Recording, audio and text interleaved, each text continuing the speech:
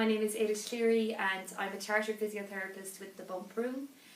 You're watching a video blog on the 12 ultimate do's and don'ts for pregnancy related pelvic girdle pain. So we've done a blog already about whether you have pregnancy related pelvic girdle pain, and now we're just going to do this one about the main do's and don'ts if you do have it.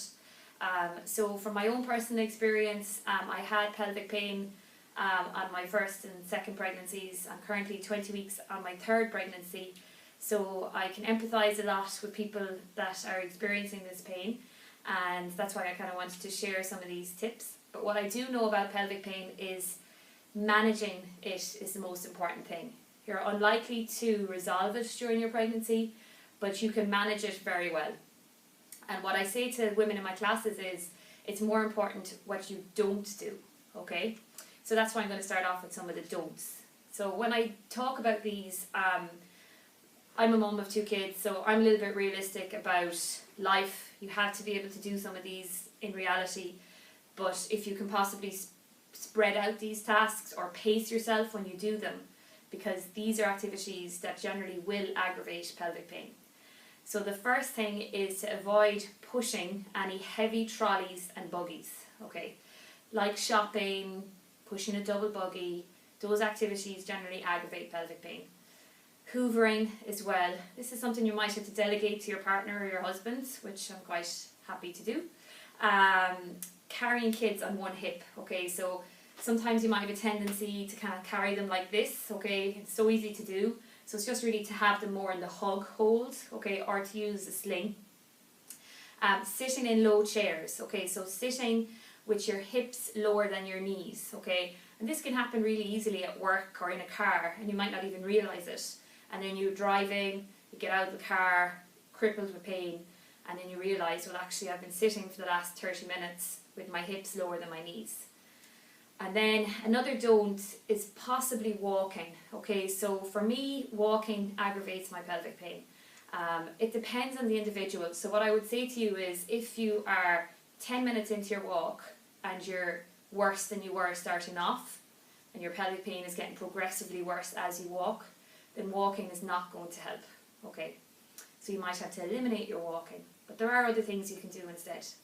So there are all the don'ts, okay? So now we'll go to the positive side of things and do all the do's. Okay, so the first one is have your hips higher than your knees when you're sitting. Okay, so for this you might need to use a wedge cushion, which I have here. So I'm just going to grab it, okay? So you can just see here, this is what a wedge cushion looks like. So you just place the wedge cushion, you can carry it around, you can have it with you all the time. So you can have it in your office or in your car when you're leaving. And when you sit on it, your hips are higher than your knees, okay? And it's so much more comfortable. And you'd be amazed how just doing this one little thing will transform your pelvic pain, okay? So they're wedge cushions. They're not expensive. You can get them on the internet. Okay, so that's the wedge cushion, sitting, very important, okay? The next thing then is use your hands a lot. So when you're getting out of a chair, getting out of the car, push through your hands, okay? So just help your pelvis out a little bit. And then another tip I give to women is if you're in a car and say, this, you can still do this with a wedge cushion, but it's just to be able to get out of the car easier. You can use a swivel seat, or you can put 2 plastic bags together and just be able to swivel out of the car a little bit easier, or swivel out of any chair a little bit easier, okay? You can get proper swivel seats on the internet, or you can just make your own with the plastic bags.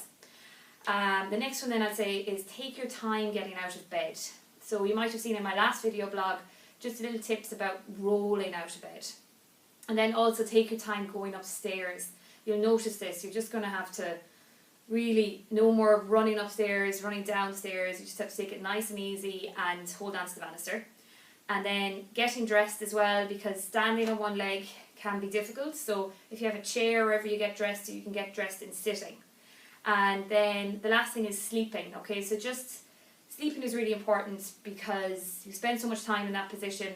So if you can sleep with a pillow between your legs, or if you sleep on your side, obviously, you sleep with the pillow between your legs, or you can have the pillow in front of your legs and one leg forward, resting on that. So we're going to be doing another blog on sleeping positions to demonstrate all that. So All of those are the main do's and don'ts with pregnancy-related pelvic girdle pain. But if your pain is severe, do see your local women's health physiotherapist because they'll be able to give you some relief. So that's that blog. Please sign up for, if you want to see our blogs more regularly, just please sign up. Our website is www.thebumproom.ie. And thank you for watching, and please share.